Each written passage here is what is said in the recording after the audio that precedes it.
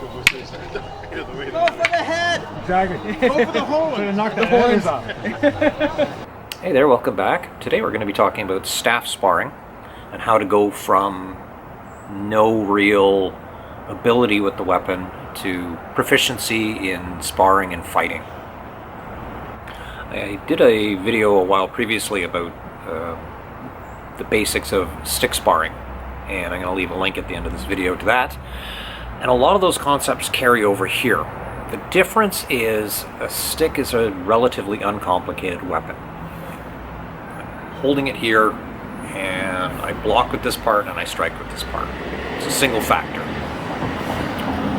With a staff, even though, yeah, it's still a stick, the extra length of it makes it a multi-factor weapon. Am I hitting with the portion that's above my hand? Do I have a portion that's below my hand? There's potentially a middle section to deal with. And just moving this longer stick around, it can be a lot of work. So, much like before, a bunch of exercises to bring you from basically no experience with the staff to the ability to spar with it. Okay, first drill, you're going to be lightly tapping your partner on the shoulders, the hips, and the knees with your staff, both forehanded and backhanded. And the idea here is that you're just learning the basics of maneuvering the weapon around. You're going to find it's a lot more complicated than just moving a simple stick, especially when you're switching over to backhanded strikes at different angles. Each of these stages doesn't take very long to get the necessary level of proficiency, but you got to do them, trust me on this one. The second part is using the bottom of the stick. You'll find out very quickly that you're going to be very restricted in certain planes of motion and to certain targets.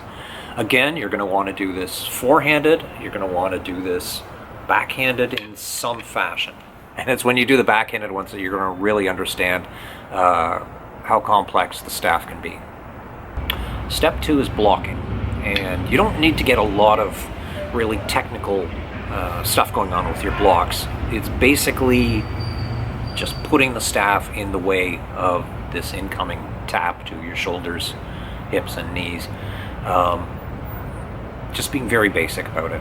And using, we start with, again, the top section of the staff, blocking against incoming strikes from the top section of the staff. Next comes blocking with the bottom section of the staff.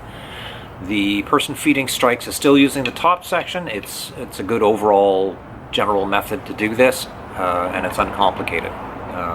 Blocking with the bottom section in certain orientations is going to be challenging enough without adding more to it. The third part is blocking with the middle. This isn't terribly complicated. The big trick is you're restricted in certain ranges, like blocking down to knee level just doesn't happen. You're going to be so bent over that your face is exposed as a target, and that's just not a good sparring habit. There's a bunch of different modes that you can run through with this. You can go striking with the top half, and blocking with the top half, or blocking with the bottom half, or blocking with the middle, so 3 modes. And then striking with the bottom half, and blocking with the top, blocking with the bottom, and blocking with the middle. So another 3 modes, so 6 modes to practice that you can do in isolation.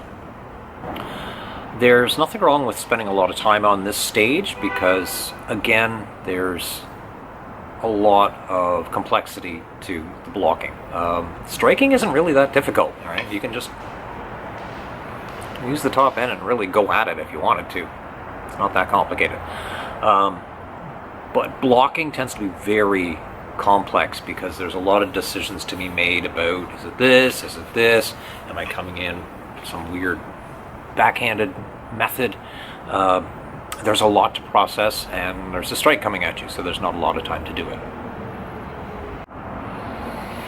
The next drill I'm going to mention is de cadenas, which means a chain.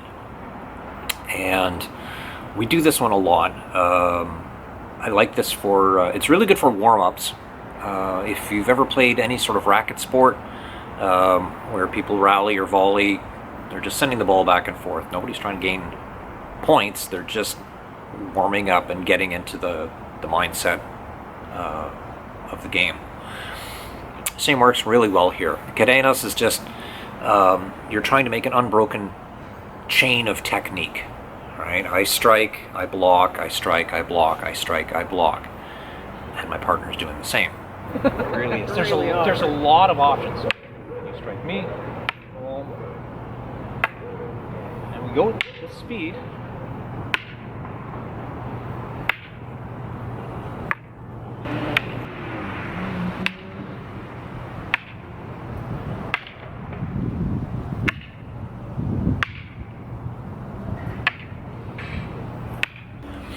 Because of the variety of things going on with the staff, am I striking with the top, am I striking with the bottom, which part am I blocking with?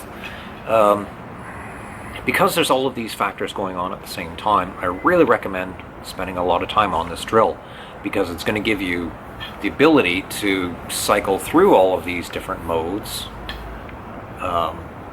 repeatedly, and dealing with odd angles, and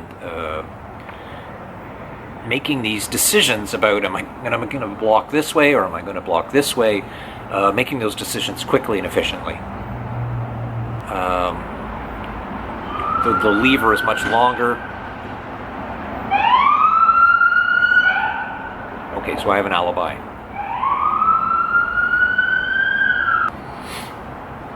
Okay, so at some point you're going to feel you're ready to venture into sparring. And really take your time on this one. You won't regret spending more time prepping, but you might, otherwise. Sparring with a stick is complicated enough because there's a lot of action going on. Sparring with staff, as you might guess, is even more complicated, and there's extra risk because you're dealing with a heavier weapon and it's a longer lever, and your partner might not choose a really efficient block in that moment, and that could lead to some problems.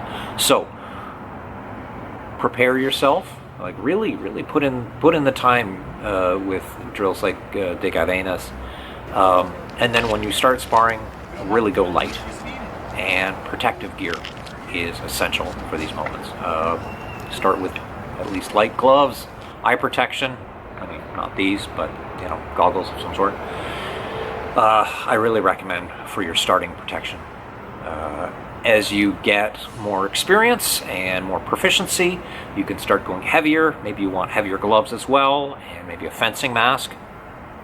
And some practitioners will have padded jackets that they can use.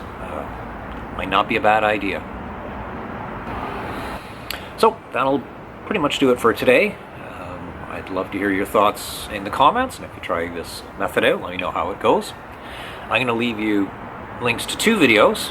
One is the basics of stick sparring that I mentioned previously, and the other one is going to be selected by the algorithm for you.